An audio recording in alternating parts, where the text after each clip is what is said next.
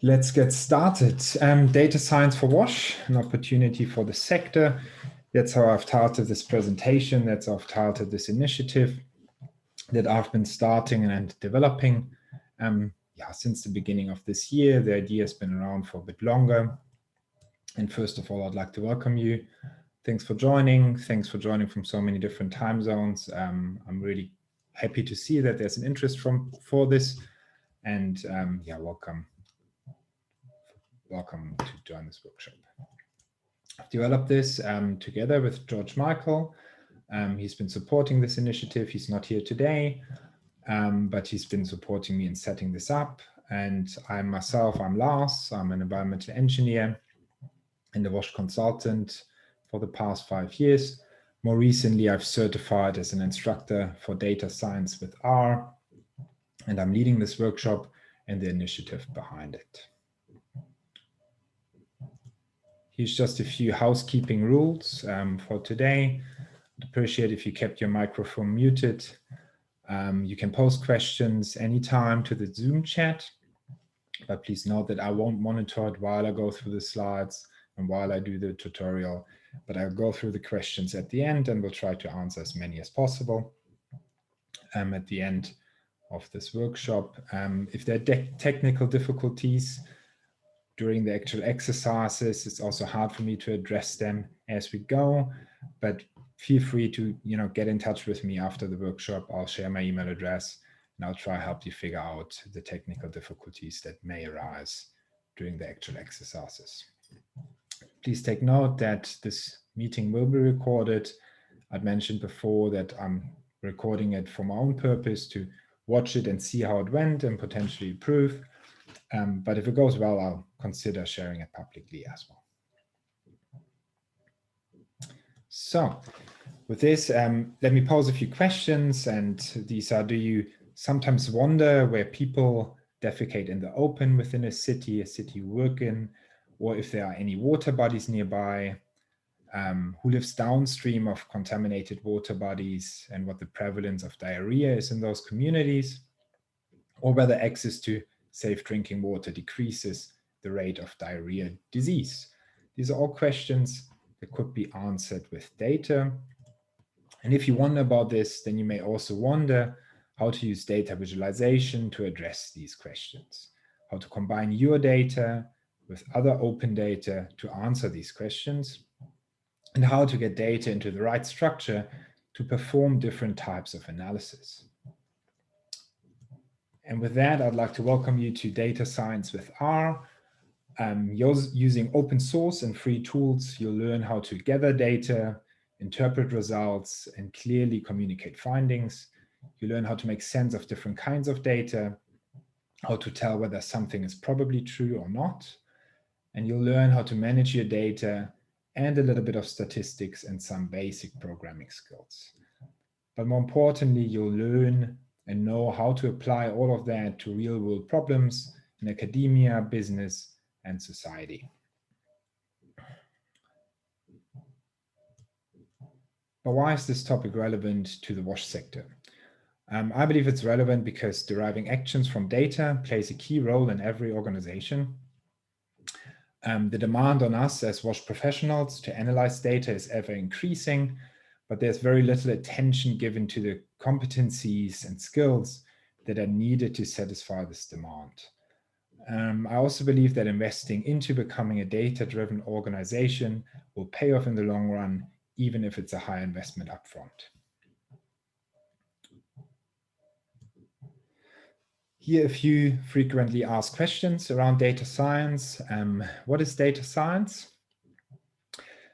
Data science here defined in one sentence. In data science, you turn raw data into understanding, insight, and knowledge. What is R? R is a computing language used for data science. Is data science the same as statistics? No, it's not, but they are closely related fields. And is data science the same as computer science? Again, this is a no, it's not the same, but there are many themes that are shared.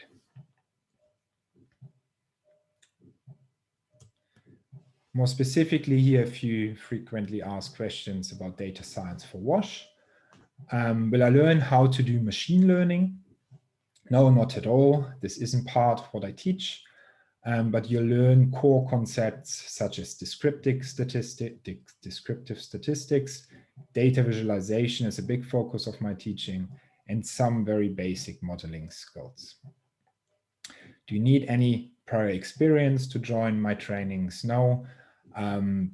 My courses are developed and targeted at novice users, and that includes novice users of R, novice users of any programming language, and you also don't need any prior knowledge in statistics.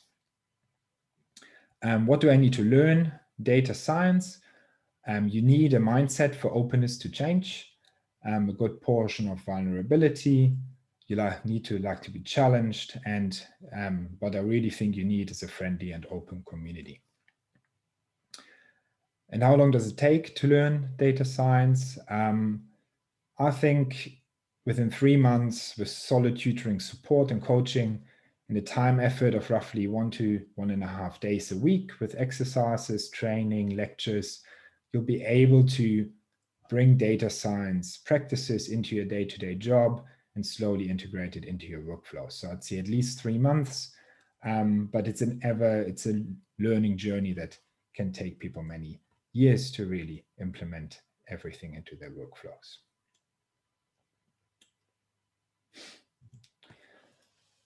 So with that, I just want to briefly introduce the data science lifecycle, data science project lifecycle, which also nicely summarizes what the teaching in the courses entails. Looking at the entire lifecycle, we can see 6 different stages here: import, tidy, transform, visualize, model, and communicate. If we pick the first one, we're talking about getting your data into R, it's import. And that's the first step that we need to do. This typically means that you take data that's stored in a file, in a database, or maybe a web application, and you load it into R. If you can get your data into R, you can also do data science with it. Once you've imported your data, it's a good idea to tidy it. This means that you get your data into a structure that lets you focus on the questions about your data and not on the format it needs to be in. This is the step where we spend by far the biggest amount of our time, and it's been estimated that cleaning and tidying data can take up to 80% of our time that we do as data scientists. In my courses, you'll learn how to structure your data in a tidy format as you collect it and before you import it, which I think is a highly underestimated skill and something that's not taught very often. Once your data is tidy, a common first step is to transform it. Transform it means bringing it into a new format, and this includes narrowing in on what interests you about your data. For example, all people without toilets in one district, or all data just from last year. It includes creating new variables from existing ones. For example, calculating the toilet density as in the number of people per toilet. And it includes calculating summary statistics like counts or the mean or the standard deviation. Together, tidy and transform are also often called data wrangling because getting your data into the form that's natural to work with often feels like a fight. Once you have tidy data with the variables that you need, the 2 main engines of knowledge creation, and that's visualization and modeling. They have complementary strengths and weaknesses, and data analysis kind of iterates between the 2, but visualization itself is a fundamentally human activity, and good visualizations will show you things that you did not expect or raise new questions about the data. Models are complementary tools to visualizations. Once you've made your questions precise, you can use a model to answer them. As I said, in my courses, they play a very small part, but I'm confident that by the end of the course, you'll be able to enhance your knowledge on modeling once you understand the basic principles of using the R language. The final and last step of data science project lifecycle is communication, which is an absolutely critical part of any data analysis project, because it doesn't really matter how well your models or your visualization have led you to understand the data, unless you can also communicate your results to others. And this is a part where R has become really strong over the past few years. It's been used a lot for research communication, results communication, and the frameworks within it have been established very well.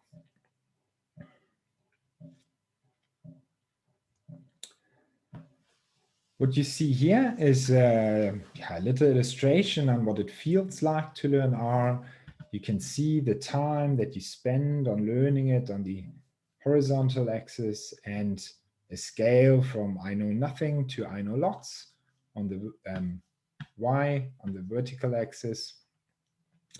And it's about how much you think you know about R. And in the beginning, it's really scary. There's a lot of new concepts, everything feels really foreign, and it takes quite a bit of time to get through that phase. But once you have, it feels really cool. It's fun to do. The capabilities of visualizing data are fantastic, and you get the benefits of using it until a point where it suddenly feels scary again, and you feel like you have a bit of a drop down here. But if you pick it up at this point and you go through this dip of frustration, you take on the challenge and continue, you get to a point where you kind of like start building a community around. And at that point, what happens very often is that your mind is a little blown by all the possibilities that are out there. But now at this point, you kind of know how to deal with it and how to filter and identify what you need for your own analysis. And at the end of that, you kind of like continue happily within that field where you have identified your needs within R. I want to show a few awesome things that you can do with R, also to inspire you a little bit, for those of you who have never seen anything that's ever been done in R. And the first thing you can do, and that I want to show, is that you can make slides. So the slides that you see here on screen, they are made with R. I've written them in R. And these slides, they can include code, they can include the output of code, interactive output, and also maps. So this is what it looks like when there's code included here. This code makes a plot of a data set called penguins. And the code output on the slide would look like this. So what I can show here is I've got my code output. And if I would be presenting this to someone as like results of my research, I could also make it interactive output. So for example, here we see one point for each data point. We can hover over them, see the data points itself. We can zoom into the data. Really neat functions if you present your data as results. I'd already said it, you can make maps in R. R is used as a spatial analysis tool. And what you see here is a map of Switzerland. All of this is made in R with lines of code that you can learn. This is something you can learn yourself to do in R. Really beautiful maps. You can also make websites with R. The website that I designed for this course that you've seen where the slides are hosted and the details are made with R. And once you've really got to know the basics of using R, then you can do these things in no longer than a couple of hours. You teach yourself new skills that are all building on the skills that you already have and already know, and they become easier and easier to implement. Another website that I find incredibly beautiful, and it's also nice if you get started with R, is this. This is again just a screenshot of the website, but down here I've put the link. So if you're interested to check it out, it has a few tutorials. It uses a really sweet little comic of teacup giraffes as the topic of introducing statistics in R, just if you're interested. Again, the entire website is written with R code. You can also write a book in R and publish it as a website. This is probably the most popular book for learning R. It's published freely online in exactly that format that you can use yourself to publish a book, publish your report, a yearly report. Once again, once you learn how to put it in that format, then multiple outputs are possible. Here's a plot by the Financial Times. The Financial Times uses R to analyze and visualize their data. It's done in R mainly with the same package that we've seen before on that plot with the interactive output that I've shown you earlier. I think it's a really nice one. It tells a story. All of this is done with a few lines of code in R. Finally, what you see here is Hans Rosling's Gapminder. It's an animated visualization. For those of you who've never seen the video of Hans Rosling presenting this, it's phenomenal. You should have a look. This plot on the right is something I've done in R. And again, it's an animation that overlays the different years. But my point really here is that you can use R for a whole range of different things, and you can tell your story with R. Its data visualization capabilities today are really, really insane. And there's many different options to communicate with your findings with the world.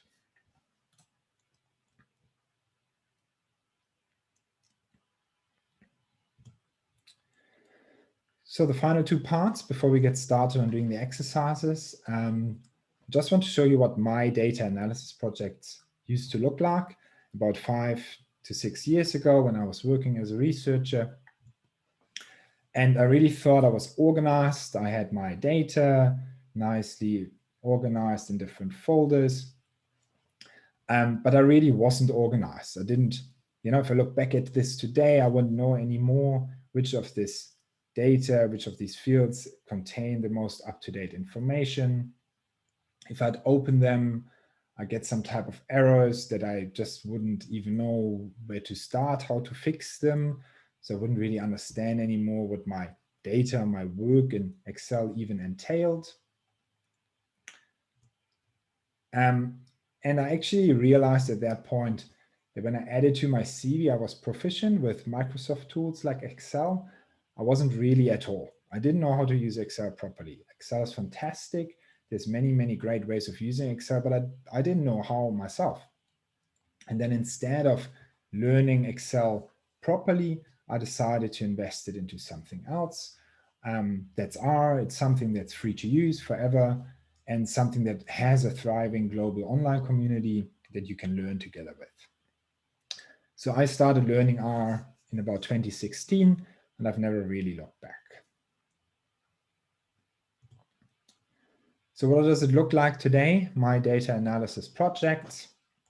And what would it look like for you in a couple of minutes when we open the exercises? It'll look like this. So this is a browser window, and it's RStudio opened in the RStudio cloud. What you'll see in the top left is what's called the code editor. This is where you'll be writing code. You'll follow along while I give you instructions.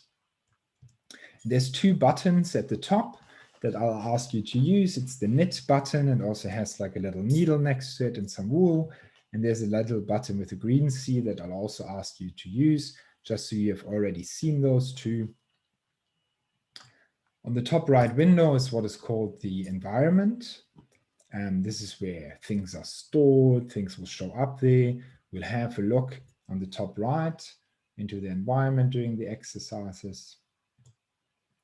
When I say File Manager, I refer to a window in the bottom right. You'll see different tabs here, different panes, and those that are used during the exercises is the one that's now on Files, the File Manager, and also the Viewer, probably.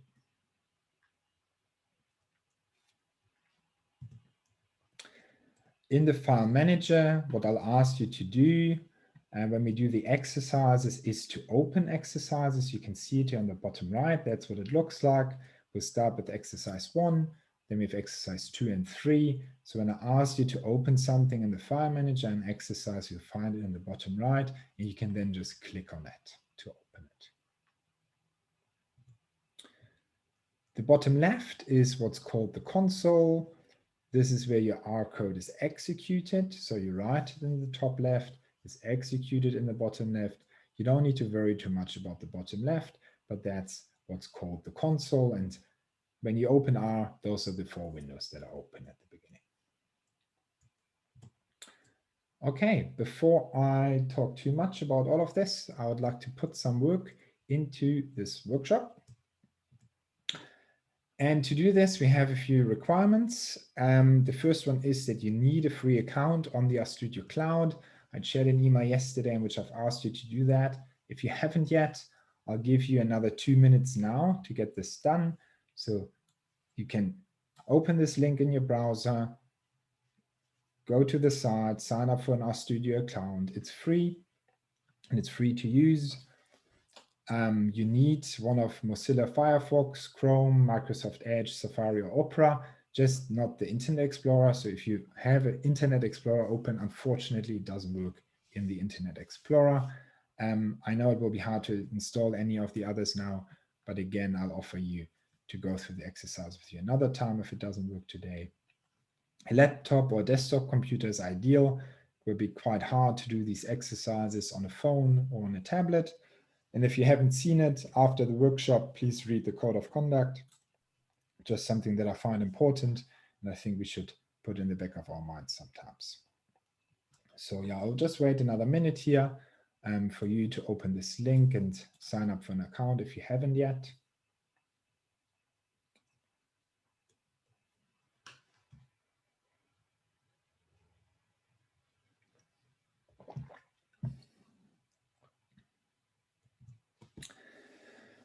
For those that are already done and you've got your account ready, please have your screen split into 2 sides.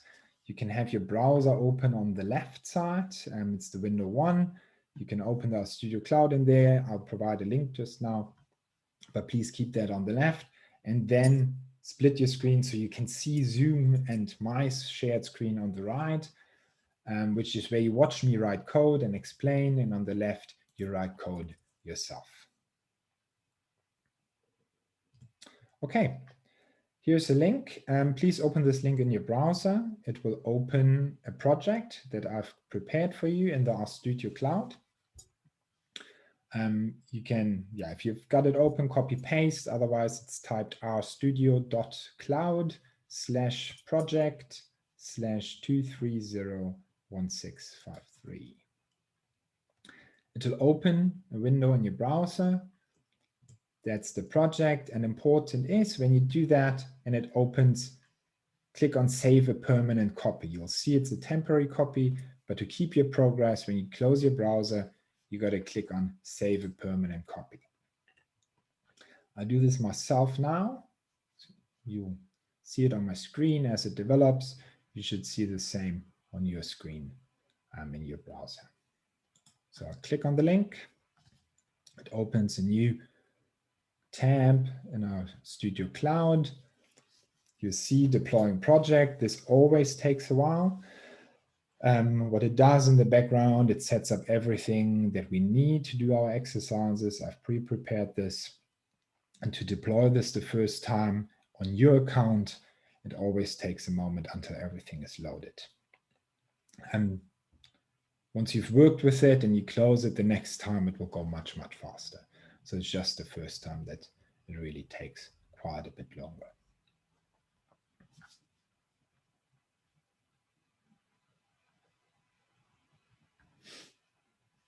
Okay, we're nearly done here. For me,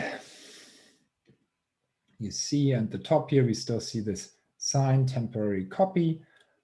And just as I do, I suggest you to click on Save a Permanent Copy so you get this saved to your workspace. And you can reopen it the next time you open the RStudio Cloud.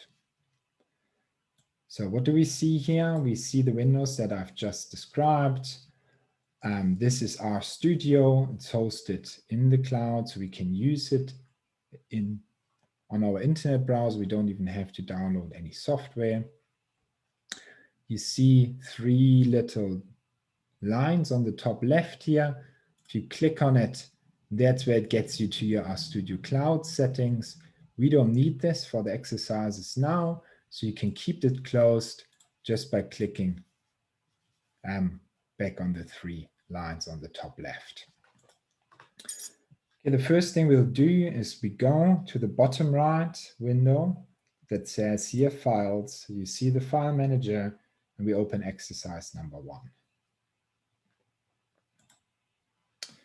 Exercise number 1 is currently an empty file. It's called a markdown file. Markdown is a specific file format. It's a way to format text. And you can now follow along as I write into this document. I use a hashtag and I write heading 1.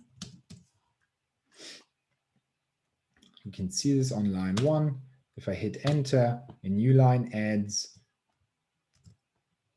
and I can write text here, just as if I worked in a normal, in any document. So this is text. This is like you would be writing a report. You can highlight text in bold. If you add 2 stars around a word, so 2 stars around a word will highlight text in bold once we create our output, which is going to be a next step, or in italic with 1 star. These are 2 ways of highlighting text in a markdown document. You can create different heading levels, like you maybe sometimes see when you work in a Word document. You have heading 1, you mark a text and decide that's format heading 1. You have heading 2, you mark text, you decide it's heading 2. Within a markdown document, we write 2 hashtags for a heading 2. And 1 hashtag for a heading 1. We can create lists in Markdown. These are bulleted lists, for example. Unnumbered lists. Just by writing a dash, you can write list item 1, list item 2, list item 3.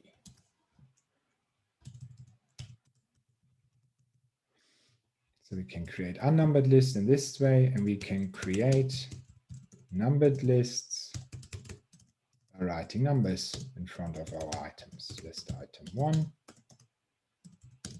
list item 2, list item 3.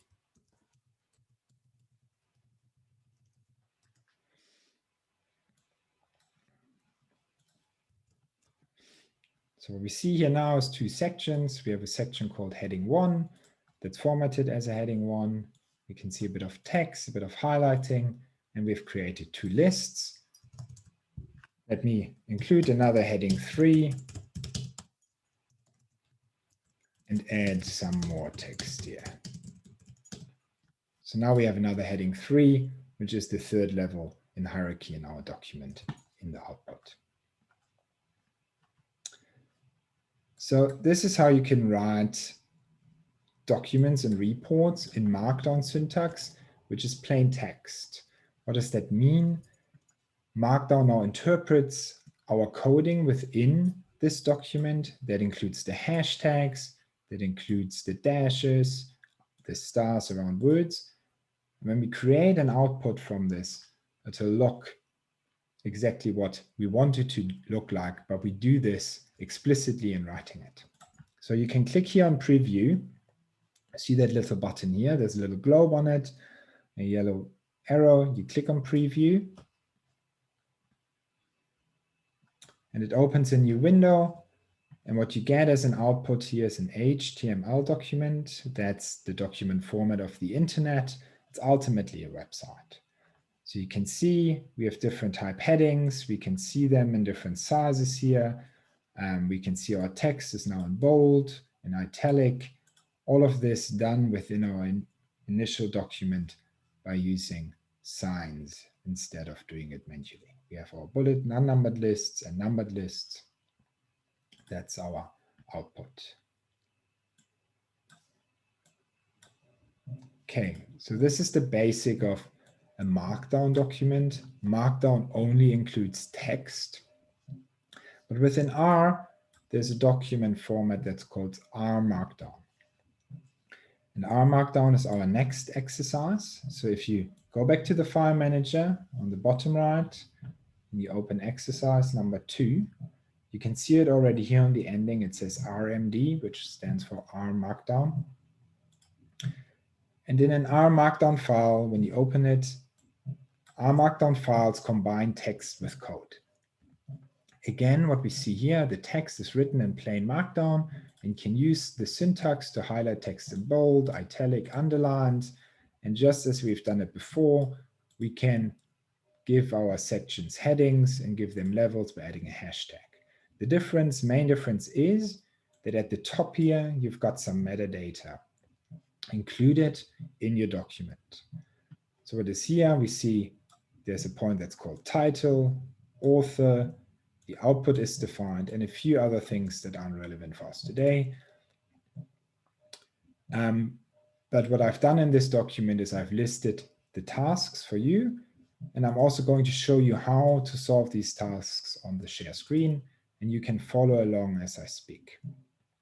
Let's look into the first exercise, the first task here. The very first thing actually we do before we do this is we add our name to the top. So here in author, you delete what says add your name here. Delete this. I write my name and you can add your name in here next to author between the parentheses. Those are very important. They're not to miss. The text should be looking green. You can add your name here. I go back down to the tasks. And the first thing we do is we add a code chunk by clicking on the green C at the top of this window. So I'm going in here, I delete this text, I click on the green C here at the top. A drop-down menu opens and the very first option you have to select says R.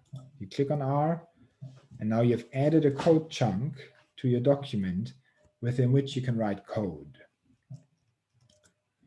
This is text, and here you can write code.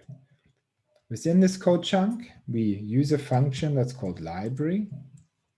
You type library, open and close brackets. The close bracket comes automatically as you write the open bracket. And we write tidyverse, which loads a couple of functions for us that solve different problems that help us do our data analysis. So we write library tidyverse. And now as a third step, we click on the green play button in the top right of the code chunk that we've just created. So you've created this, you've written library tidyverse, check the spellings. R is very picky on spelling, must be correct. And then you can click on this little green play button here in the top right of the code chunk. When you click on this, the code inside the code chunk gets executed, it gets run. You can see this in the console, but you don't have to worry about what's written here. It just means we've now loaded this package, we've run the code. Okay, that's the first part of our exercise here. You see, every time I make a change, the little, the tab here goes red. What I always do in between any work mode is I hit Control S or Command S for those that are on Mac.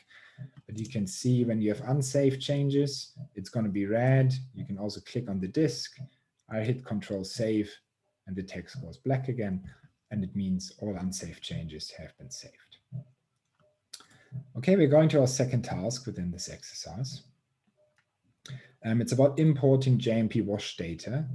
I've prepared a bit of data here from the publication of the JMP wash on their wash data website. And what we want to do is we want to add a new code chunk. You can do this on this line. No, actually, excuse me, I'll just go a bit further down, make sure you can still read everything. We go down here, we add a new code chunk down here, deleting this text on line 42 by clicking on this green C+ at the top of the window. Once again, we click on R to add a new code chunk within which we can write our code. In this code chunk, we write read _ CSV. This is a function that helps you read files that are saved in CSV format, which stands for comma separated values. You do the parentheses. It's actually not called parentheses, right? Okay, the letter signs. Just lost the word here. You write data. This is the folder within which the data is currently stored. You write a slash and you write washdata.csv. This is the file that stores our data. Once that's done, you click on the green play button in the top right of the code chunk. On the top here, we click on this. And again, the code is run. I've clicked on this little green button, the code is run, and we can see the code output in our console. We see our data printed to the console now here. We can see we have 45,000 records. That's the number of rows, and we have 11 columns here. So the data is printed to our console. We can look at it. But what we want to do is we want to store the data that we read into our environment. How do we do this? We go back into our code chunk, go to the first line here before read. I type wash data, a space, a smaller sign, and a dash, and then another space. So I've written wash data. This is called an assignment operator. And we write the same code after wash data and the assignment. Again, we click on the green play button in the top right of the code chunk. And now, instead of the data being written to our console, we see it here in the top right window in our environment. We can now see here the data is stored. We can once again see we have roughly 46,000 observations, records, rows. It's all the same synonyms, and 11 variables. What we can do now here, which is quite neat, we can click on this text, wash data, and we have another little window open in our top left code editor. So another window opens that now lets us inspect this data. We see the first rows. We can play around with the window size to go a bit to the right and left. And we see we can check out what columns do we have. We have the name. It seems to be the name of a country. ISO 3, that's an ISO 3 code. The year of the information, population, variable names, etc., etc. We can use this to explore our information, and we see what we have in it. Once you've explored this is one way of doing it. You can go back to the top and click on that little X if you want to close it. If you want to reopen it anytime, you can always go back to the top right in your environment and now click on it, and you've got it available. Okay, that's number 2 finished. Now number 3, we want to transform our data. I've got a bit of code written here, and I'd said in our data science lifecycle, we've now imported the information. I've already tidied it for you before the start of this workshop. Now we want to transform it. We want to narrow down on a few observations within our code. I've prepared the code here for you already, and I'd like to first of all click on the green play button in the top right of the code chunk. Once again, you click on it and it executes the code. It executes the code. We can see here in the top right now, we have a new data set. It's now called wash data _ UGA, Uganda. It has 22 rows and still 11 variables, which is the number of columns. So let's look into this code. What has happened here? We've used our original data set, which is called wash data, and then a little operator here, which is called a pipe. It's a percent larger percent. It's called a pipe, And what this pipe does, it pipes the data into what's written next, and this is a function called filter. So the data is piped into a function called filter, and now the function filter says, filter this data at the variable ISO3 and for the observations where we see Uganda. So we filter our data for Uganda. The ISO3 code is UGA. And we see this again in parentheses because this is text. We continue with the next part and we say, okay, we filter by Uganda. I filter again, and now I want to filter just for the year 2017. I'm only interested in knowing the data for 2017. So we use the column year, say equal to 2017. And finally, we use another pipe to filter by residence, the column residence, and it says national. When we click on the top right here, then the code that's written here with the assignment operator goes back into this and is stored in our environment in the top right. Now, once more, click on it, it's stored here. And now again, you can click on this and it opens a window here and you can inspect your information that you've just filtered with code on this original data set for Uganda 2017 and residence national. Okay, so that's task number 3 done. The final step we want to do is communicate. So now we want to publish this report. We want to share it with the world. We've written our code, we've written our text. And to do that, we scroll back to the top of the document where you can add your name. And we've done that at the beginning already, but I'll show you again now. And after that, we click on the knit button, which is the button with the blue yarn and needle emoticon in the top of this window. So go back to the top. My name is already added here. What I do next is I click on this knit button with the yarn and needle here on the top. I click on it, and now the document is being knitted into an output. And the output again that we see here is once again an HTML document, which is effectively a website that could be published. But we see our report now. What we also see is the code that we've written. Here we see the code. There is options to change that, to hide the code entirely or to only show some bits of it. The standard that I've included here is that you can see it. We see what we've done, our instructions, we've read our data, and we can see the code that we've added to our document.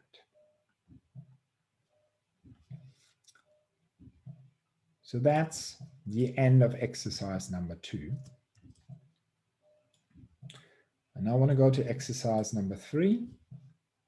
And to do that, we go once again to the bottom right window, the file manager, where we have our exercises. And you click on this file that says exercise 03, RMD. It's once again an R Markdown document. We click on it, and you can see it opens, and there's a whole lot more of metadata here that I have added for you already. It kind of controls what the document will look at the end. And instead of writing something this time, well, we can start once again. Let's add our name to the top. That's the first task of exercise number 3. It's open, we add our name here. I'll say Lars Schubitz, you add your name. What we see here is a report on wash letters. Within this report, I've already prepared all code. So we scroll down. I've prepared preset a few options here. You don't need to worry about that. I've described what they do. The code here is already written. And a lot of what is written here will look very foreign, but if you knit the document and you inspect the code together with the plots and tables that you see and are created, you may be able to identify how some parts of the code relate to the output. And this is our task here. The task is to knit this document by clicking on the knit button on the top of this window. So don't make any changes. The first thing we want to do is we want to click on this knit button.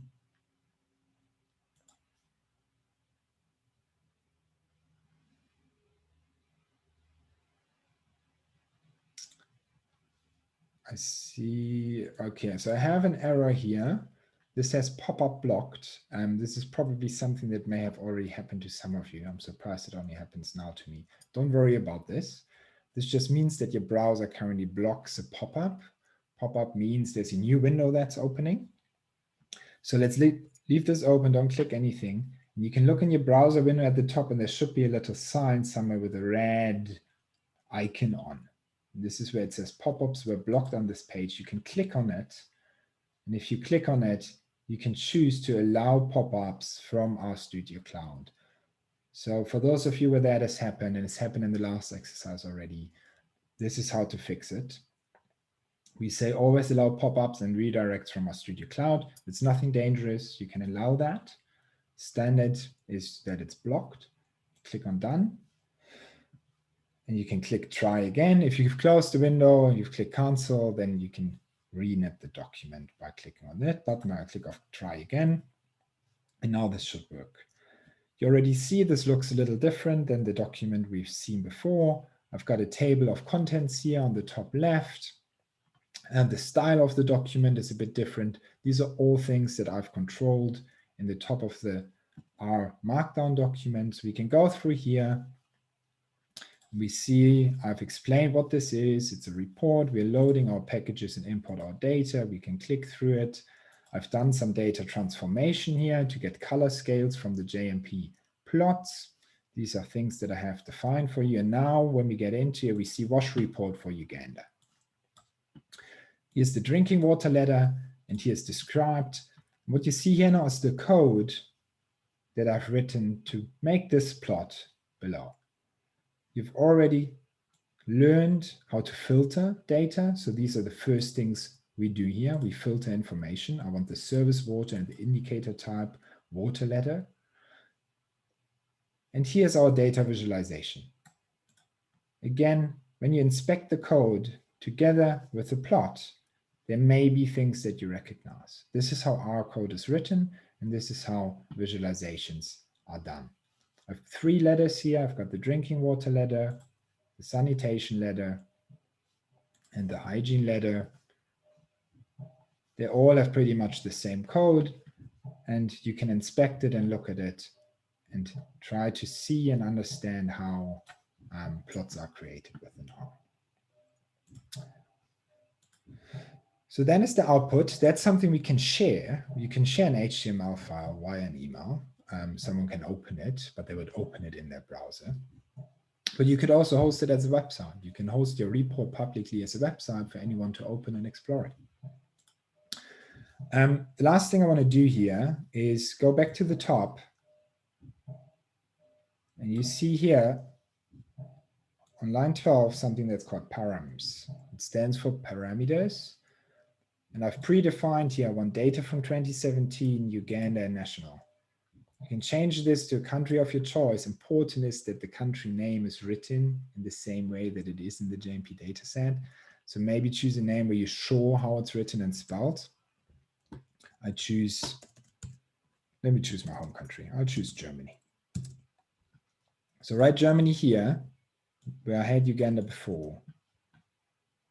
I click once again on the knit button. And it takes a while, it runs the code, it opens the document. And now I get a report for Germany. So just by changing this one line on the top, I have the exact same report. Now it says for Germany, national level 2017. And our wash report and letters are also for Germany instead of Uganda before. This is how parameterized reports work. They're really powerful because they can save you a lot of time if you do the same work for a lot of countries, cities, or whatever your work may entail. So you may ask yourself, okay, I like HTML, that's interesting, websites, blah, but my collaborator wants this as a Word document. That's possible with R. So you can have, from one document that's written here in our R Markdown file, you can have several outputs. We've seen an HTML file. We go back here to the top where the knit button is, and you can click on that little arrow that points down, just on the right of the knit. If you click on that little arrow, you have 3 options here. You can knit to HTML, you can knit to PDF, and you can knit to Word. So that means you have one document and you can have 3 outputs from it on the click of a mouse button. Let's click knit to Word.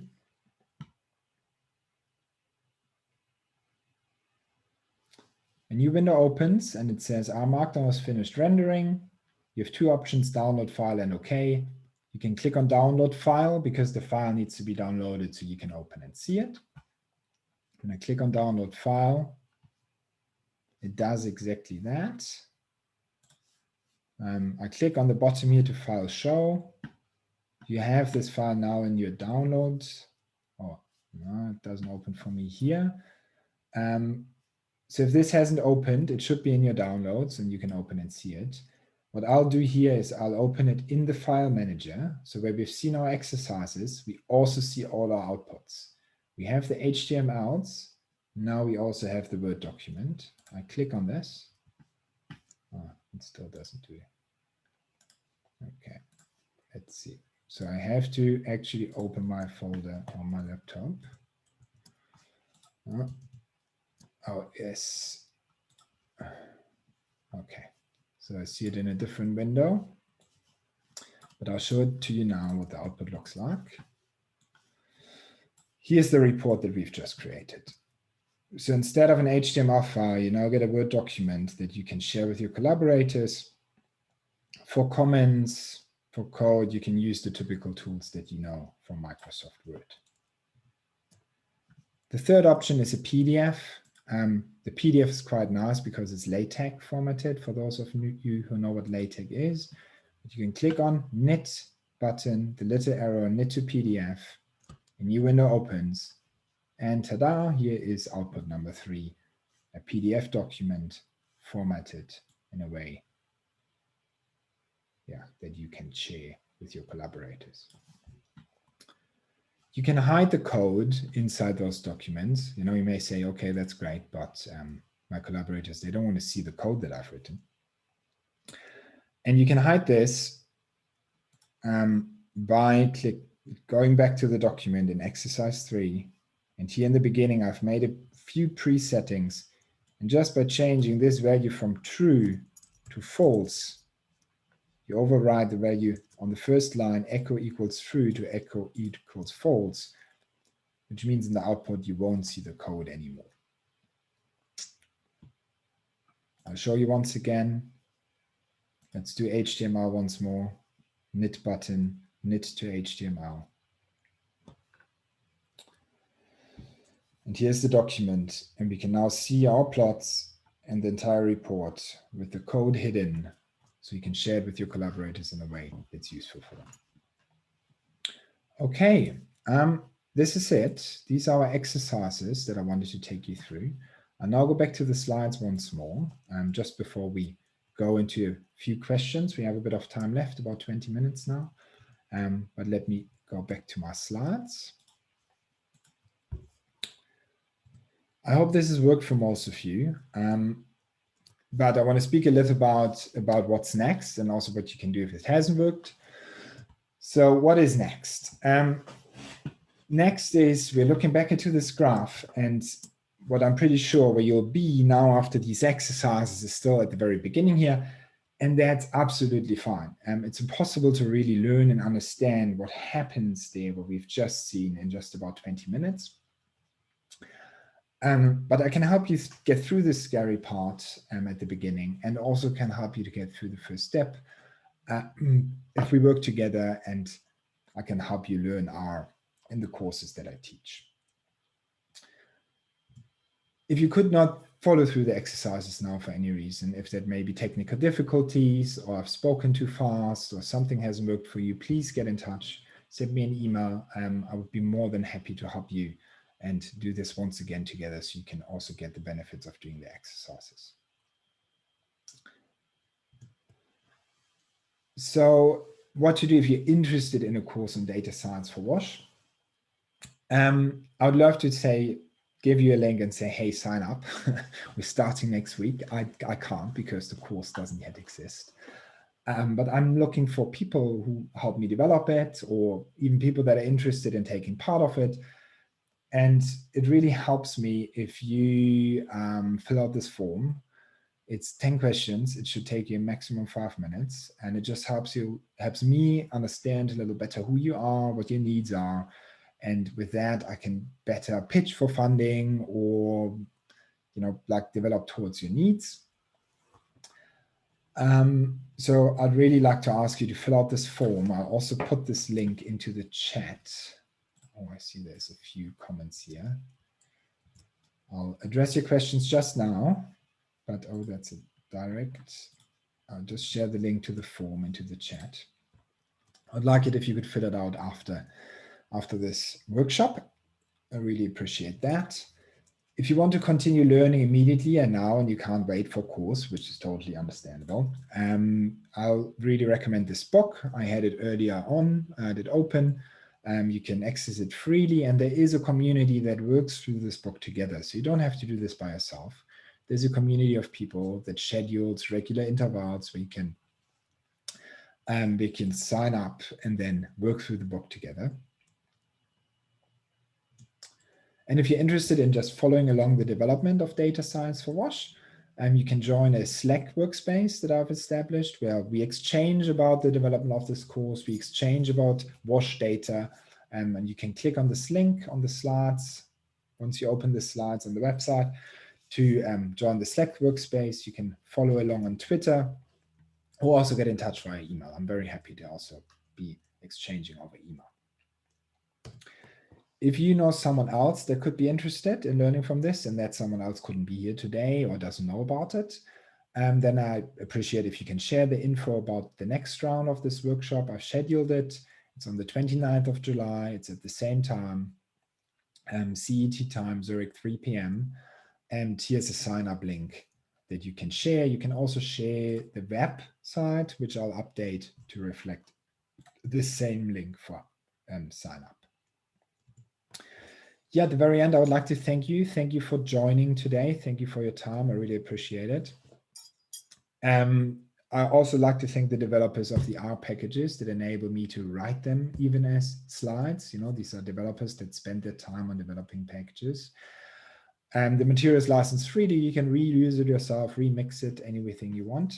And if you want to download these slides as a PDF version, there's a download link here. I copy the link address into the chat. I see some links are requested here. So you can